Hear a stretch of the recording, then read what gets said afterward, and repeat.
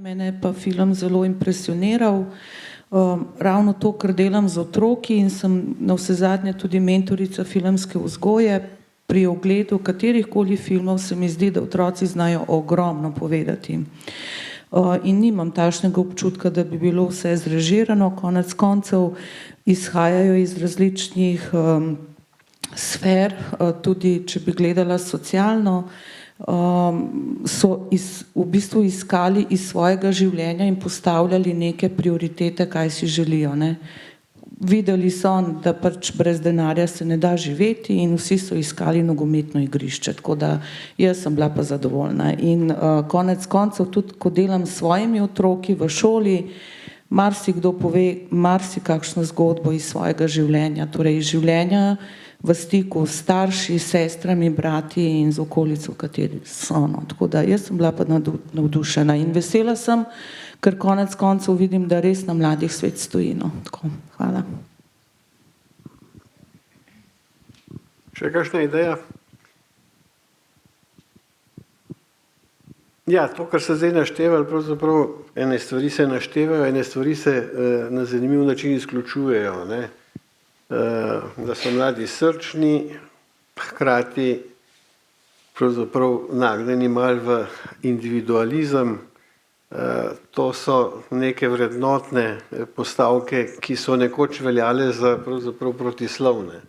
Ampak Mirjana, ti se celo kariero ukvarjaš s temi spremembami, tam od 90-ih let naprej pravzaprav taka protislovja postanejo bolj pravzaprav pravilo kot odklon, ali kako? Ja, kje začeti, da ne bi predavala. Morate tudi kar prekiniti, če bo predolg ali če bom kam zašla. Skratka, no, če tudi jaz lahko svoje mnenje dam v filmu, jaz ga zdaj midva z Robijem ga drugič gledava in mene je že prvič pravzaprav zelo dotaknil se, pa presunil, pa zdaj drugič tudi. Tako se spomnim, če sem lahko osebna, ko so mi rekli, ne, ko je gospa Barbara rekla, da bo film 2 ure trajal, sem kar pomislila, kako pa bo to trajalo, dokumentarc pa 2 uri, ne. Ampak nekako se mi zdi, kot da bi še lahko še in še gledala. No, skratka, to je bil en tak vtis, drugi vtis, da sem vse svoje delo noter videla, no, tako vse ideje, o katerih sem kdajkoli pisala, se mi zdi, da so skozi ta film nekako bile filmane, no, tako da seveda je mene film zelo dotaknil se, no. In seveda tisto, kar nekako vedno, tudi se mi zdi, da pišem, ne, namreč so stvari, ki jih moraš čutiti, da lahko jih raziskuješ, recimo, ne, ali pa delaš z njimi. Recimo, mladi so najbrž nekaj takega, ne. Ne moreš o mladih delati kot neke javnomnenjske raziskave o čemerkoli, ne, o turističnih potovanjih, tudi se tako lotevajo kdaj mladih, pa o, ne vem, bankah, pa o mladih, ne. Nekako mene, jaz sem sicer slučajno zašla v to problematiko, malce slučajno, no, vem, da sem v Nemčiji študirala tam oziroma delala doktorski študij v 80-ih letih, pa sem se ukvarjala z drugimi problemi in sem videla, da stvari, recimo dobro vsakdanje življenje, družina, zasebnost me je vedno zanimala in da so police recimo v knjigarnah nenadoma v 80-ih letih, tiste, ki so bile prej namenjene tej problematiki, so se začeli polniti z raziskavami mladine in mladosti. Kot da so v 80-ih letih, da smo raziskovalci ali pa so raziskovalci odkrili mladino in mladost. In najbrž je res pravzaprav ni slučaj, namreč poglejte, mladina in mladost je začela množično oblikovati predvsem mladina kot družbena skupina šele v drugi polovici 20. stoletja, ne, konec koncev, in šele takrat se je oblikovala kot pomenljiva in pomembna družbena skupina, najprej seveda navznoter, ne, s tem, da je pravzaprav sodobna, moderna ali pa ne vem, potrošniška družba je šele na nek način s tem, ko je ali pa to obdobje po drugi svetovni vojni, ko iz klasične moderne pridemo v sodobno moderno, ko so mladi dobili možnost izobraževanja, vstopiti v izobraževanje, ko so dobili prosti čas. Je mladost postala čisto drugačna, ne? Tako kot ste vi tudi nekje ugotovili, kot da so to čisto drugačni. Pravzaprav se je takrat šele formiralo to nekako obdobje vmesno med otroštvom in odraslostjo, ki je na nek način bi lahko rekli konstruirano, ne? In kdo ga konstruira? Družba ga konstruira. Vsakokratna družba dela mladino. In mladina je taka, kot ji družba omogoča. Ne? Če je bilo takrat v drugi polovici 19. stoletja recimo nekako tako geslo, svakog dana sve više napredujem, ne? In je bilo res tako se zdelo, da vsak dan je boljše in boljše in prihodnost je bila še boljša, ne? Je bilo seveda, so bili za mladino zelo srečni časi. Srečni časi zaradi baby booma, ker nas je bilo veliko, srečni časi, ker je bila starejša odrasli, so bili malce razlomljeni od vojne in srečni časi ravno zaradi tega, ker so mladi dobili prosti čas, ker so dobili možnost izobraževanja. In takrat so začeli ustvarjati. Najprej na kulturnem področju, potem na političnem področju in zgodila so se študentska gibanja in zgodila so se nova družbena gibanja in tako dalje. In zdelo se je, da je to era mladosti. Ne? Mladost vse povsod na mladih svet stoji. Se spomnim, prosim? Če te mal prekinem, poleg tega blagostanja in tistega vsak dan mal boljše, ne, je to bil čas še ene druge kategorije, s katero film končuje. Ne. Ja. To je pa ta imaginacija, ta predstava o tem, kaj me čaka. Ne. Mislim, da je ključna razlika pravzaprav v generaciji baby booma, ne, ja. In pa potem recimo generaciji že pred koncem 90-ih let, pa še posebej pa danes, ne, ravno ta perspektiva prihodnosti. Ja, zaradi tega, ker mlade določa prihodnost. Ne, če smo rekli, da je mladina družbeno konstruirana, potem jo ne določa niti preteklost, kot je Freud mislil, ne, niti toliko sedanjost, ampak anticipacija prihodnosti. Ne? In če je prihodnost svetla, potem imajo mladi, ne, lahko sanjajo, in če ni prihodnosti, potem tudi mladosti ni, ne, in mladine ni. Ne? So posamezniki, so individualisti. Ne? No in oziroma, če gre za to, če mladi lahko razvijajo vizijo prihodnosti, ne? Potem nekako so, ne? In če jim družba prisluhne, ne, potem lahko funkcionirajo. Ne. No in zdaj, kaj pa danes, no, če rečemo, ne, poglejte, danes pa stopajo mladi v prihodnost, ki je popolnoma negotova, popolnoma nejasna. Ne. Jaz se strinjam, jaz sem nekako tam nekje mislim, da sem tebi bi povedala zadnjič ta primer, pred mogoče 10 leti imela en predmet ali izbirni predmet na socialni pedagogiki na pedagoški fakulteti. No in v zadnjem letniku je bil. No in ko je bila zadnja ura, ko smo nekako zaključevali, ne, in se pogovarjali, sem jih tudi vprašala, kako si vi predstavljate vašo prihodnost. Ne? In potem so bili tiho in potem ena študentka reče, ja, jaz razmišljam, kako bi podaljšala absolventa. Ne? In pol drugi reče, ja, jaz tudi. In pol jaz rečem, se vas ne sprašujem za 1 leto naprej. Jaz vas sprašujem, kje se vidite čez 10 let. In so rekli, mi razmišljamo o 1 letu, zato ker se nikjer ne vidimo čez 10 let. Torej, mi lahko načrtujemo za 1 leto, ne? Ker je prihodnost tako nejasna in ker nič ne vemo, kako bo čez 10 let. Ne? Ja, mogoče kakšen komentar na to razmišljanje?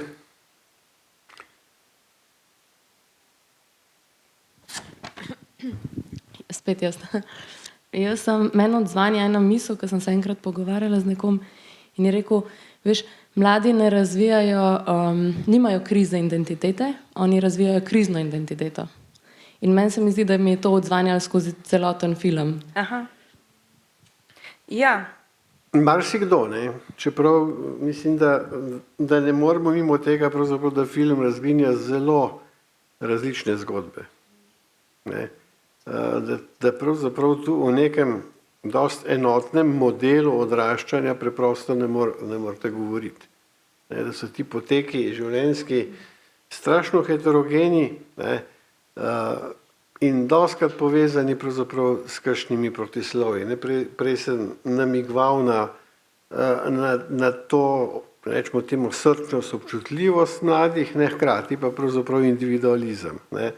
Raziskava že sredi 90-ih let pokazala, ne, da tiste klasične zgolj usmerjenosti vase narcisistične, pravzaprav kot enega prevladujočega tipa med mladimi ne srečate več. Ne. In seveda, da ta usmerjenost vase, individualizem med mladimi, kot ste videli v mnogih izjavah, ne pomeni, da jim je to neko stanje, ki je njim pisano na kožo, ne, ampak da pravzaprav vsi na nek način sanjajo o nekih skupnostnih vrednotah. Tudi pri nas, v vseh raziskavah, ne, stališč mladih, so prijateljstvo, ljubezen, družina pravzaprav tam proti vrhu. Ne. Tako da, ampak seveda znotraj tega pa so poteki strašno raznoliki in negotovi. Ne. Bi mogoče kdo pokomentiral,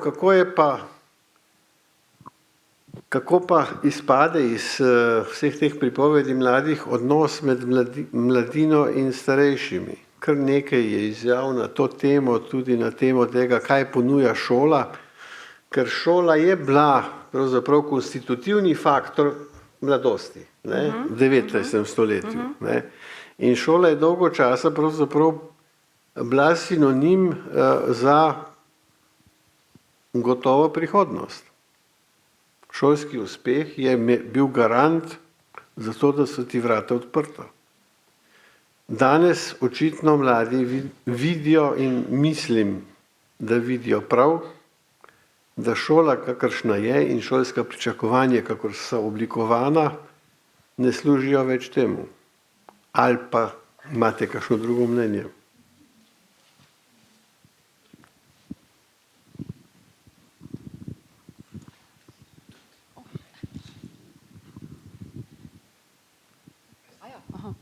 Mislim, da bo gospod.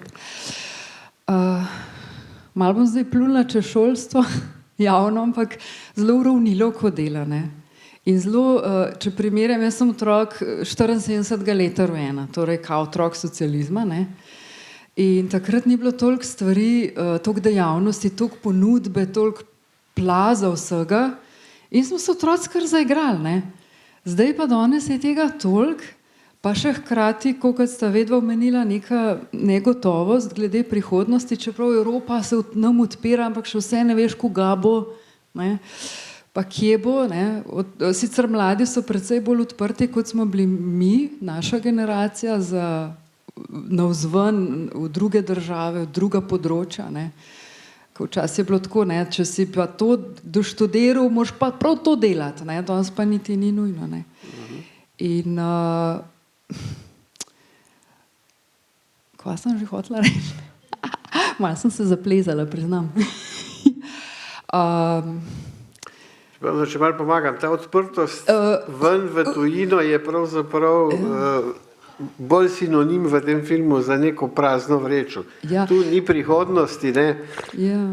Če bi pa tam nekje, bi pa mogoče, ne? Pa se bolj vrnil in tako dalje. Pravzaprav v tej, ne, tujini ni pravzaprav nobene vsebine. Niti ena izjava, ne, v celem filmu pravzaprav ne meri na tisto drugje kot vsebinsko kategorijo.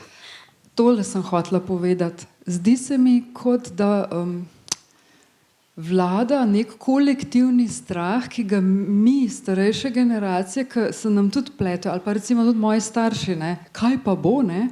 Pa se ne hote na to, na mene, pa pol to zdaj na otroke, pa s tem točkovanjem konc osnovne šole se tudi zbuja marsikaj. Ne?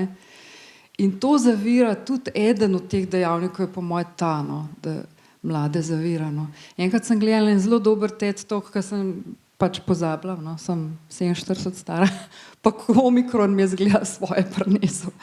Ne vem, kdo ga je imel, no, glavno en gospod in je rekel, če bi dovolili sebi in presegali vse strahove preteklih generacij in začeli kreirati tisto, kar mislimo, torej na čemer smo dobri, bi prišlo do ogromnega izbruha, marsičesa dobrega tudi, no, pa tudi slabega, no. To je moje mnenje. Hvala. Lenko? Ja, pozdravljeni. Torej, tako kot v drugih vprašanjih je bil ambivalenten film tudi v tej točki, kaj od šole pričakujemo. Ne? Če je kje film režiran, je mogoče samo v tem, da je izbral različna področja Italije.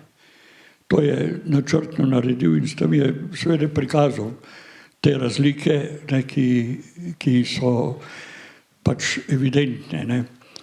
Videli ste, ne, da na eni strani v nekaterih okoljih zaupajo v to, da jim bo šola dala poklic in čeprav nekaj velikega, ampak da bo s tem pridobili dostojanstvo. Na drugi strani me je pa fascinirala izjava ene mladenke, ki pravi, pa naj me pustijo pri miru s tem, da moram pri maturi vedeti, kaj hočem in kaj sem.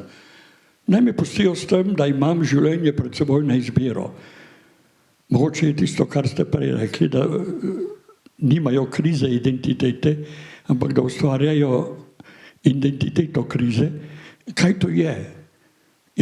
Ustvarjajo identiteto nečesa drugega, ne identitete, se pravi identiteto izbire. To je recimo nekaj, kar se mi zdi, da je vse skozi bilo zdaj zame vidno. Ampak kolegica dr. Ulitova, vi ste primerjalno študirali mladino. Poznate raziskave, recimo, ko so Nemci pred 6-5 leti ugotavljali, kako je narastel političen angažma med mladimi. Pa tudi druge, recimo, študije, najbrž poznate tudi to, kar so delali Mariborčani pred kratkim pri nas, ne? Kar je tudi z vidika, recimo, prekarnosti dela in vsega tega, kar je to bilo fascinantno. Ampak tisto, kar je mene v filmu nekako začudilo, je, da ni tudi namiga na tisti skupni imenovalec, ki je združil svetovno mladino. Mladino v svetovnem polju. Mislim na Greto. Ne? In njen problem, ker konec koncev perspektiva mladih je perspektiva, materialna perspektiva tega sveta. Ne? Materialna perspektiva njegove energije, njegovih materialov, zdravja. In nenavadno je bilo, da se v tem filmu, torej med mladimi, ta tema ni odmevala. Ali menite, na podlagi primerjalnih študij, ki ste jih delali, da je tisto res, kar je kolegica zadaj vprašala, če je to podoba predvsem italijanske mladine?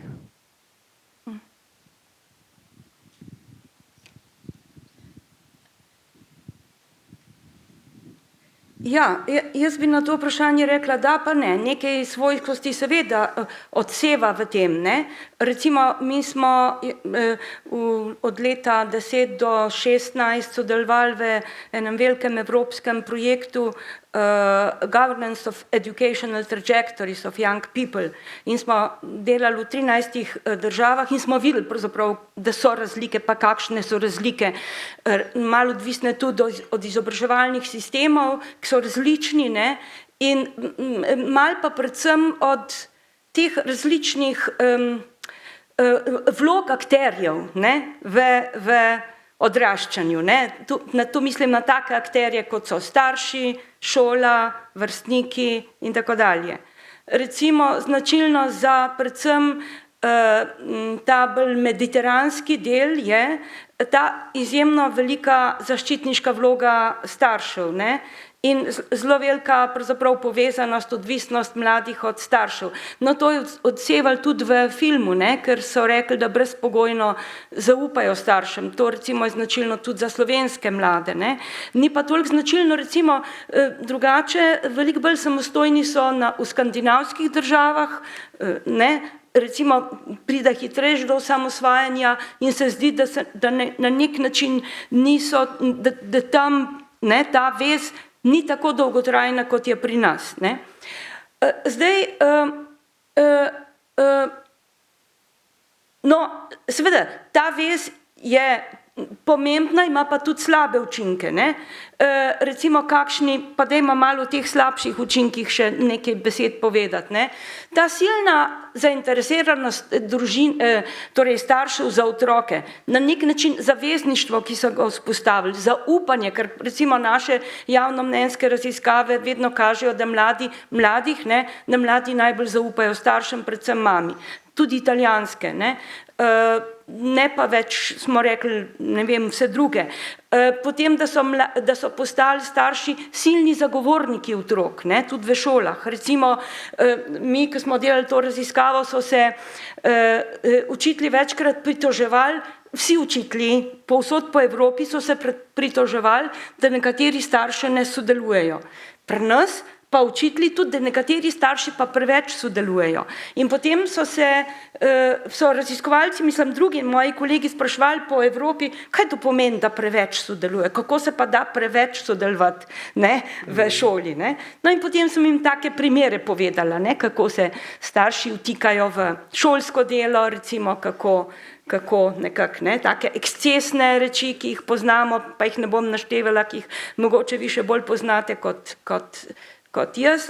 Skratka, namreč kaj je na nek način, kaj je nekako negativna plat tega? Po eni strani, da preveč zavija otroke v vato, mislim mladostnike v vato, to se mi zdi, so tudi nekako omenili nekje v filmu, torej, da se odločajo na mesto otrok, oziroma, da ne pustijo proste izbire mladostnikom. Recimo, večkrat so rekli in mladostniki in učitelji, da bi otroci mogoče nekaj drugega zbrali, recimo na prehodi iz osnovne srednjo šolo ali srednje naprej. Pa recimo starši nekako ne postavljajo trdih ovir, ampak mehke ovire. V tem smislu, ti se kar odloči, kar sama misliš, da je prav, ampak, potem je pa nek ampak, in seveda zdaj, ker otroci tako zaupajo staršem, je ta ampak kot moraš, ni samo tvoja izbira. Recimo, to je ena taka negativna plat. Druga negativna plat pa je, da vsi vemo, da se nekako, če priznamo ali ne, povečujejo razlike v šoli. Šola naj bi služila zmanjševanju razlik. V teh pravzaprav časih neoliberalističnih, individualističnih, če hočete, kjer se zdi, da je vsak sam svoje sreče kovač, se seveda te razlike razredne povečujejo, že s tem, mi smo pa ugotavljali v naših raziskavah, da ne samo razredne, ampak se povečujejo tudi znotraj razredne razlike, torej ne medrazredne, ampak znotraj razredne razlike, ki so odvisne predvsem od tega, kakšne so družinske podpore. To, da so družinske podpore velike, lahko je to dobro za otroke, ampak za tiste, ki jo imajo. Kaj pa za tiste, ki jo nimajo? In korona je pravzaprav razkrila ravno to, kakšne pravzaprav grozote so se dogajale mladostnikom tam, kjer je bila prisotna neka patologija, pa mogoče ni izbruhnila, ker je bila prikrita ali pa ker ni prišla na dan, ker so bili vsi razpršeni na vse konce in kraje. Zdaj je prišlo do prisilne združitve, kjer so se dogajale hude reči. In seveda, saj veste, raziskave kažejo in pri nas in po svetu, se mi zdi, da so bili največje žrtve pandemije, te pravzaprav žrtve dolgoročnih posledic ravno mladi.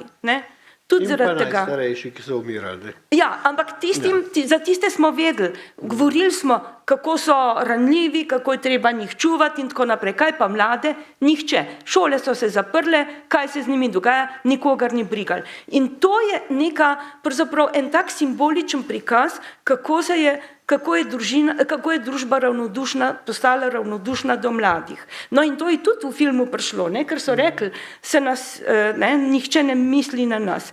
Če je imela včasih, ne, torej v drugi polovici 20. stoletja, mladina vsaj simbolično vlogo, polna usta tega smo bili, kako na mladih svet stoji. Ne? In seveda, če to kar naprej govoriš, pa govori se nekaj tega res je. Ne? Danes se zdi, da je pravzaprav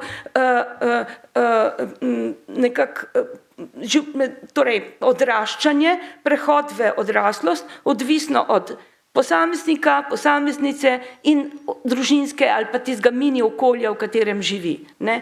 Namreč, res je, da, če še malo primerjave naredim, da, ko sem rekla, da se je mladina v drugi polovici 20. stoletja formirala, vse zvezde so ji bile naklonjene. Izobraževanje je bilo v vzponu, življenjski poteki so bili standardizirani, pomen učenja je bilo rezervirano za mlade, pa za otroke in kaj se je še takrat zgodilo? Vrstniška skupina. Ne? Vrstniška skupina, ki je pomenila eno izjemno pomembno zaslombo za mlade in je nekako moderirala med to instrumentalno zahtevno šolsko socializacijo in emocionalno družinsko podporo. Ne? Kaj se je potem zgodilo?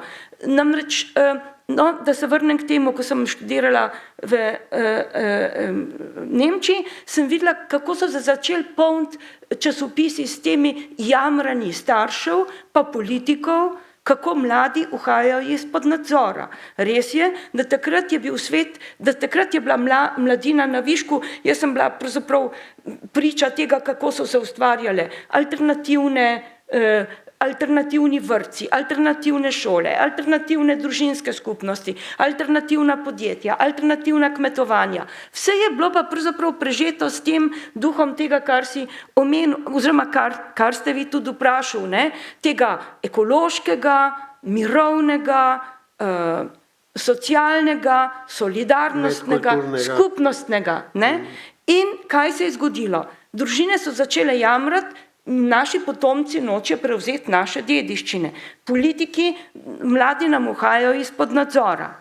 Kapital je to začutil, tlele neko tržno nišo in začel proizvajati elektronske naprave, ki so bile najprej namenjene mladim. Konec 80-ih let pošiljati na trg. Konec 80-ih let so tudi v Sloveniji pa po svetu imeli mladi že toliko elektronskih naprav, ko še nobena institucija ni bila torej elektronizirana, digitalizirana in kaj se je zgodilo? Mlade so iz cest, iz teh vrstniških skupin potegnili nazaj v otroške sobe in starši so jih dobili pod svoj nadzor. In iz vzgojne družine je takrat nastala ta emocionalna družina, emocionalna skupnost in potem je šel pravzaprav razvoj naprej. To je silno spremenil življenjske poteke. Če so bili prej življenjski poteki standardizirani, zgodnje otroštvo igra, mladi izobraževanje, odrasli delo, starejši pokoj, ne? Se je to vse pomešalo, začeli smo govoriti o vseživljenjskem učenju, začeli smo govoriti o tem, da se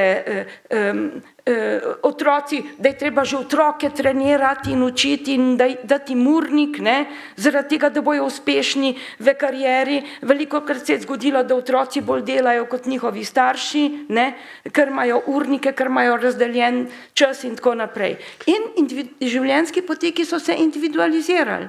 In seveda te individualizirani deregulirali. Te individualizirani, kako je bilo prej? Prej smo hodili, prej je bilo vrstniška socializacija in socializacija v lastni režiji.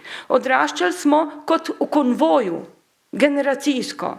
Pri 26, 25 letih smo vsi diplomirali in vsi se poročili in vsi imeli otroke. Ne?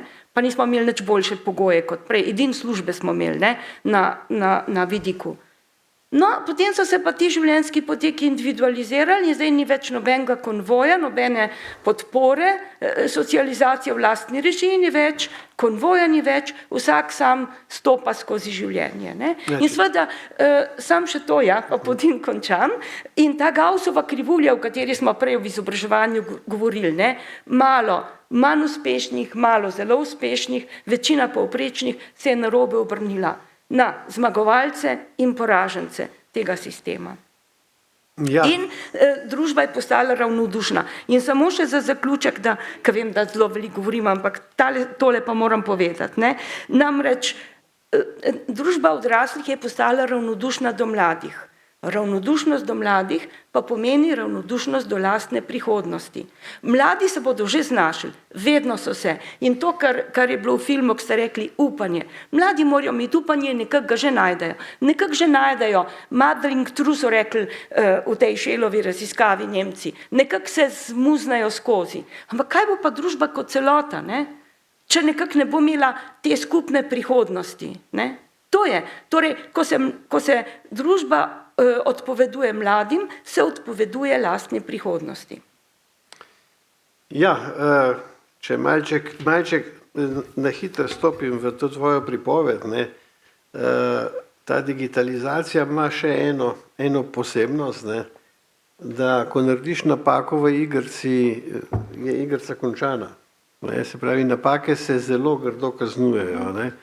In če se spomnimo, če gremo skozi film, ne, na teme, ki si jih zdaj naslovila, pa prej jih je tudi kolega Zdenko na nje opozarjal, ne, kaj se je dogajalo recimo med korono. Ne. V filmu ena mladenka reče, v enem letu se nisem naučila nič. In doda, kajti učenje je vedno pravzaprav nekaj, kar se dogaja v nekem socialnem prostoru. Ne. Imamo insert, ki govori pravzaprav o tem, kako so ta družabna omrežja pravzaprav preprečila praktično medosebne stike. Ne. Skratka, zares se zdi, da seveda v teh mnogih zgodbah, ne, se tako po drobcih med mladimi kaže neka samorefleksija. Ne.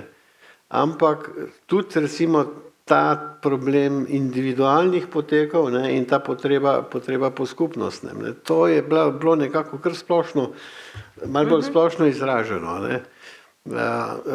Ampak seveda, tisto, kar ves čas nekako visi v zraku, je, kaj mladi pričakujejo od odraslih. In še posebej od, rečemo temu, institucij, ki so jih na nek način dolžni obiskovati. Ne. Tu se mi zdi pravzaprav, da kakšne prav pozitivne misli ni bilo izražene. Ne glede šole, ne glede učiteljev, ki da iščejo samo napake. Ne. Skratka, zdi se, kot da pravzaprav mladi doživljajo šolo, kakršna je, kot nek ne bodi ga treba. Ne. Imate kakšno drugo idejo? Ja.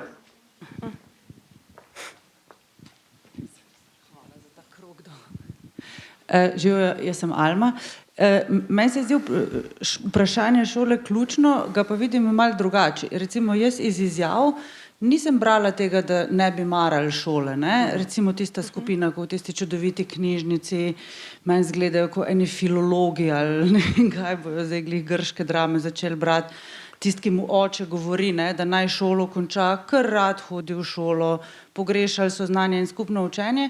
Meni se zdi, da kar veje iz filma je neka deziluzija z tega, da šola je pač desetletja ali pa še dlje ustvarjala vsem nam, pa recimo sploh generaciji mojih staršev, nek privid meritokratske družbe. Ne. Torej, če boš ti v šoli dal vse od sebe in tudi starši so vse investirali v to, pač na svoj način tistega časa, ne. Imaš zagotovljeno prihodnost, ne? Ja, ne prihodnost, ampak pač neko življenje, ki ti omogoča realizacijo samega sebe. Tudi če je bilo vzeto v zakup, da to ne bo zelo uspešno ali pa zelo bogato življenje, neko samo izpolnitev. Ne? Zdaj se mi pa zdi, da je ta iluzija dokončno prekinjena in da ta generacija to zelo dobro razume. Ne? Pač za pomivanje kozarcev v Neaplju ti ne rabiš šole. Šolo rabiš zato, da si izobražen, da ti ni neroden pred drugimi ali pa da se imaš o čem pogovarjati. In se mi zdi, da tukaj ne smemo zamenjati tega, da bi kdo sovražil šolo, ne bi maral izobraževanja, ne bi mislil, da je izobrazba sama na sebi pomembna ali pa kar celo rečejo, ne, napredek človeštva, mislimo stvari, ki so nepotrebne. Ampak mislim, da noben več ne verjame v to, da je svet po šoli meritokratski, ker ni. In tudi šole niso več meritokratske. Ne? To, o čemer govorite, da imamo poražence in zmagovalce, to pomeni, da šola ne uspe več zagotoviti nekega korektiva socialnih razredov ali pa da v bistvu prehajanje med socialnimi razredi sploh ni več mogoče, kar je vidno iz neštetih izjav. V bistvu večina se jih vidi, da živi tako kot njihovi starši ali slabše. Ne? Kar moramo reči, ne, da je realen obet. To ni zdaj neka apatija, to je realnost, ki jo zelo dobro razumejo. Ne? In tukaj se mi zdi, da je mogoče ta film zelo krut v tem smislu, da to, česar se mi bojimo, to ni prenos strahov na njih, ampak zelo dobro razumejo, ne, kaj prihaja. Tako da ne mislim, da se bo točno to zgodilo, ampak mislim pa, da je pa zelo dobro za to generacijo, da pa razumejo situacijo. No.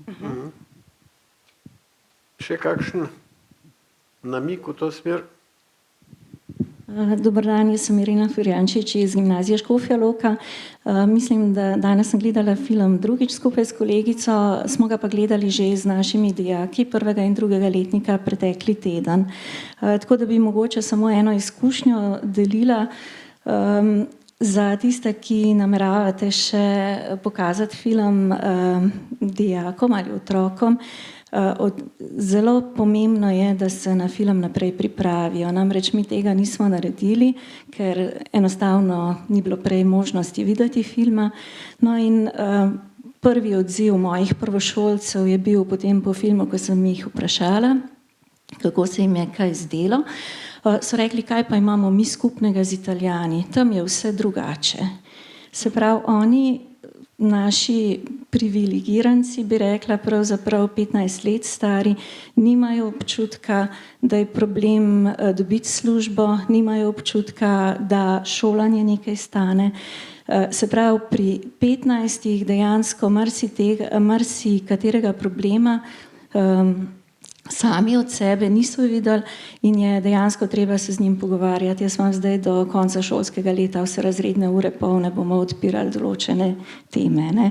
Ker recimo tudi tisti nogometaši so jim bili strašno. Zakaj se ti boksari pritožujejo? Naj bodo nogometaši, pa bodo veliko zaslužili. Ne? Pa ni, se vam ne zdi pretirano to, no? Pa Zidarja je omenil 12 ur dela za borno plačo. Pravi nekdo, imam enega takega dijaka, no, ampak pravi, ko bo pa Zidarja toliko milijonov ljudi gledalo, kako on zida, bo pa tudi dobro zaslužil. To je nekako njihova poanta bila. Tako da zelo veliko je treba ozaveščanja, pa veliko pogovarjanja in se zelo veselim gradiva, ki ga pripravlja Kinodvor, ker so zmeraj kvalitetna, ker bomo si s tem tudi pomagali. Je pa, se mi zdi zelo pomembno, da dijaki tole vidijo, bi pa jaz postavila to v 3. letnik, ki imajo tudi sociologijo, ker so pa vse teme praktično pokrite celotnega učnega načrta gimnazijske sociologije, tako da meni je bil krasen. Tudi ob drugem gledanju odličen.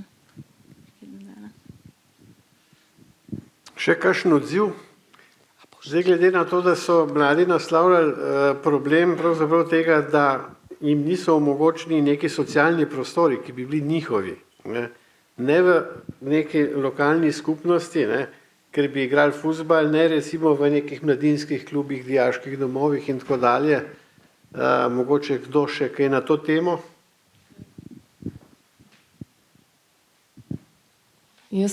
Mene je samo glede šole, ne? Z mladimi, s katerimi se srečujem na dnevni bazi, zdi se mi, da so totalno izgubili zaupanje v institucije. Torej, če je šola neka, vsaj pri meni v teh primerih, s katerimi delam, je, da bi mogla biti šola institucija, ki jih sliši, kjer se oni počutijo, da lahko izrazijo neke svoje skrbi, no, saj tako blizu jim je, stalno so v stiku vsakodnevnem skoraj. In ne vem, ko se dobim z njimi, doskrat ni pač, itak so čist zgrešeni cilji, tukaj mi ne moramo več dohajati, mi smo izgubljena generacija, še posebej pa to izpostavljajo tisti, ki so bili recimo na strokovnih šolah, ki jih je to obdobje COVID-a zares prizadelo, ker naprimer niso opravili prakse, to se jim je kar malo spregledalo, zdaj pa jih noben zares noče na delo vzeti, ne. Tako da, to sem hotela samo izpostaviti.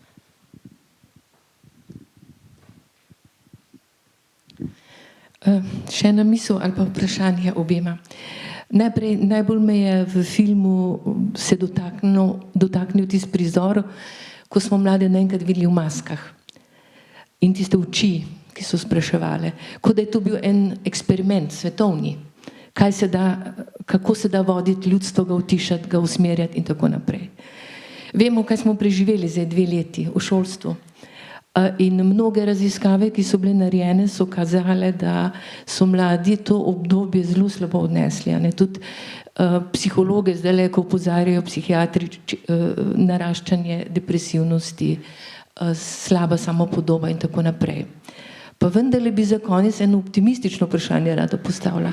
A lahko kaj tudi iz te krize, pa če to povežemo še z družbeno-političnim življenjem, tudi v Sloveniji, spremembah, ki zdaj morda nastajajo, kaj lahko potegnemo pozitivnega, kaj je lahko naše poslanstvo, zdaj tukaj nas je veliko učiteljev, pedagogov, jaz sem iz dijaškega doma, ravnateljica in nam je kriza prinesla to, da so naši dijaki še bolj ugotovili, kako smo lahko neka velika skupnost, kot je dijaški dom, dobra socialna sredina, da so to zelo pogrešali.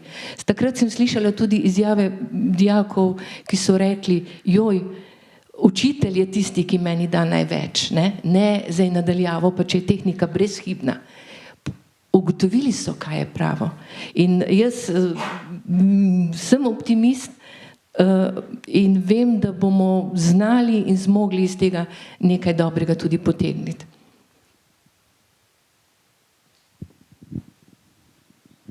Ja, bo kdo kaj odgovoril? Lahko spet jaz bom poskušala biti kratka.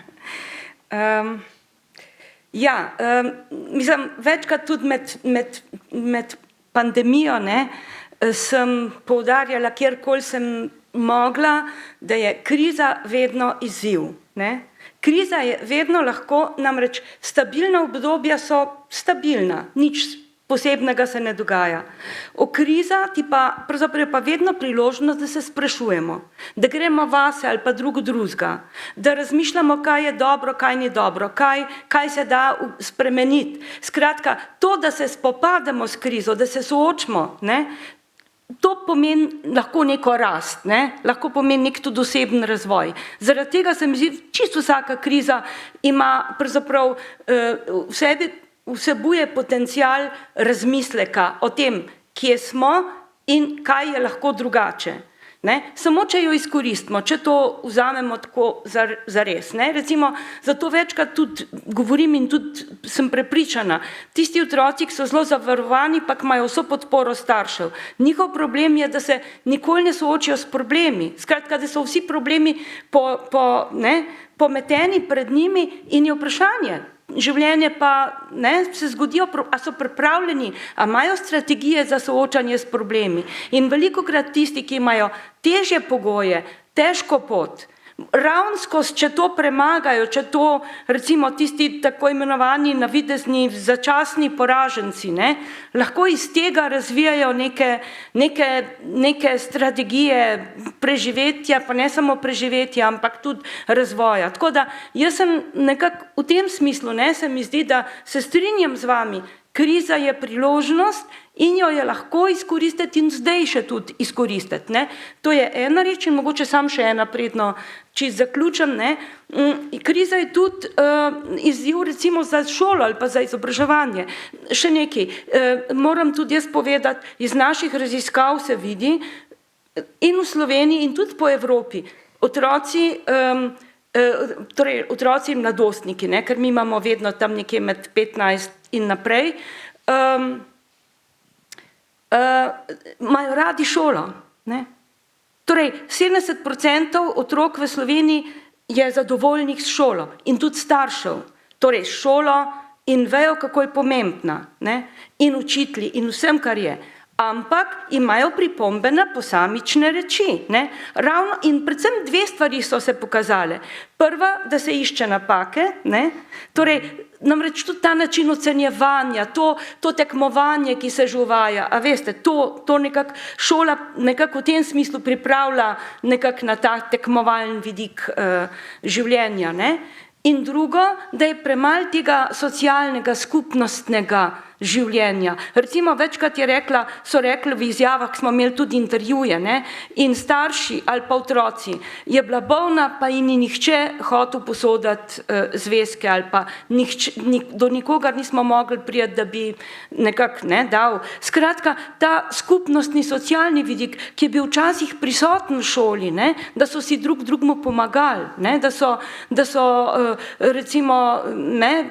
Da je bil ta nekako to neke vrste tutorstvo ali pa mentorstvo drug z drugim. Ne? No, posebej je ta vidik pomemben danes, ker vrstniške skupine niso več to, kar so včasih bile. Ne?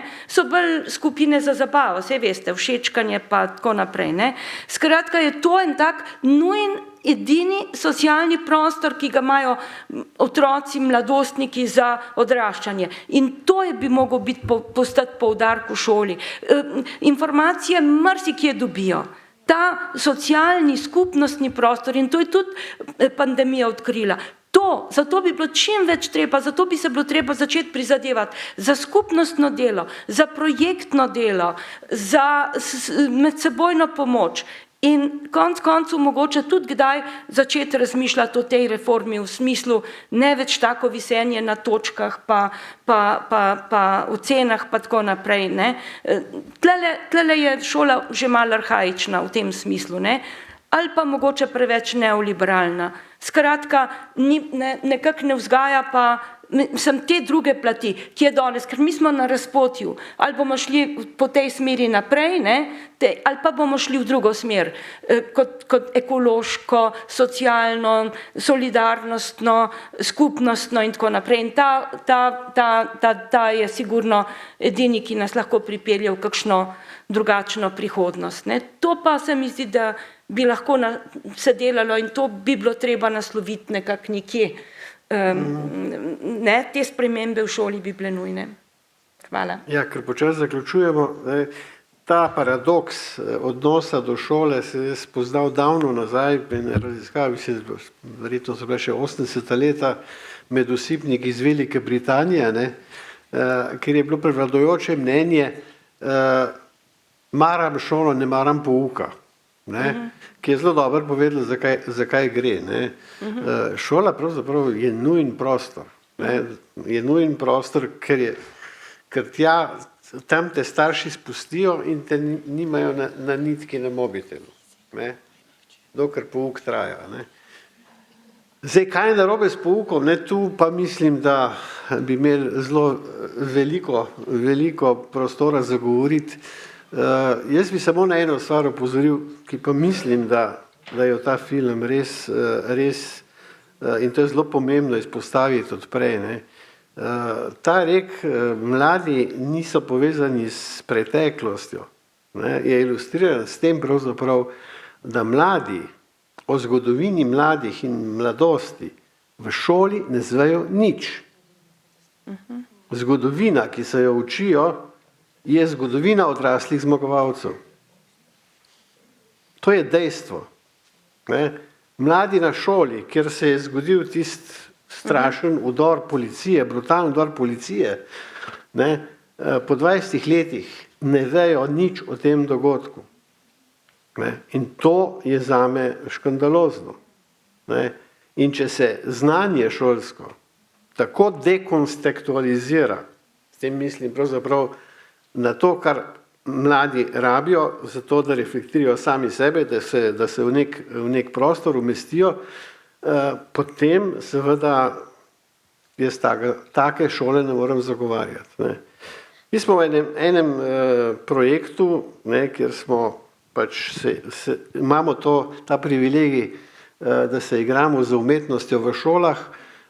Lansko leto preprosto kot vodilno temo naslovili tematiko okoljskega aktivizma in upora.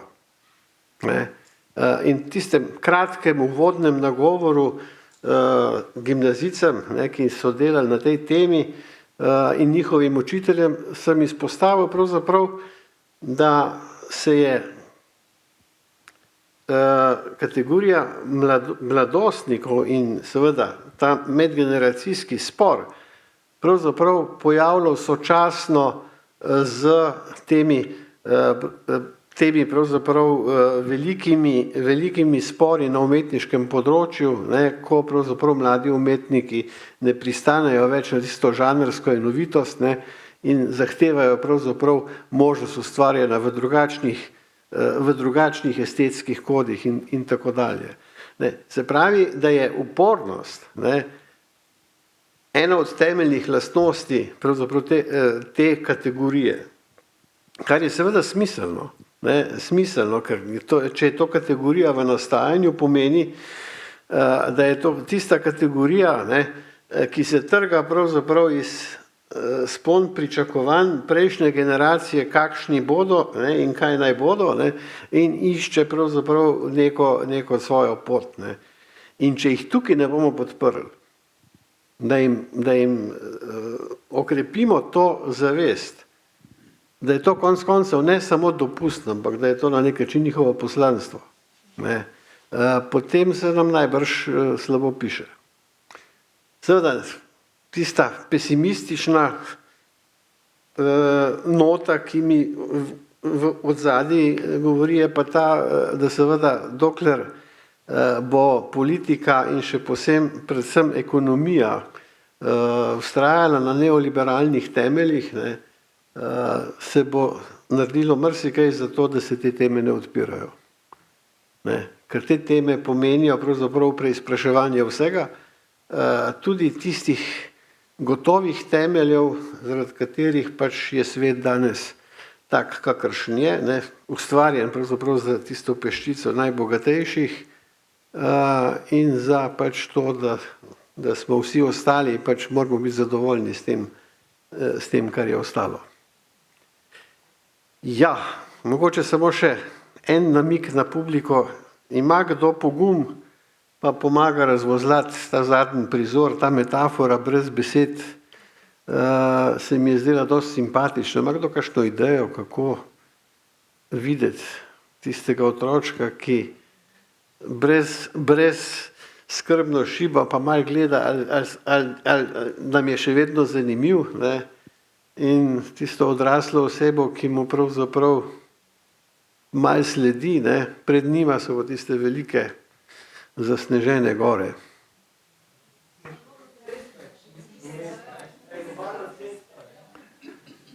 Ja, če ne bi bilo ceste, mogoče tisti odrasli niti ne bi tekel za njim. Cesta je nevarnost, ki otroka čaka v življenju.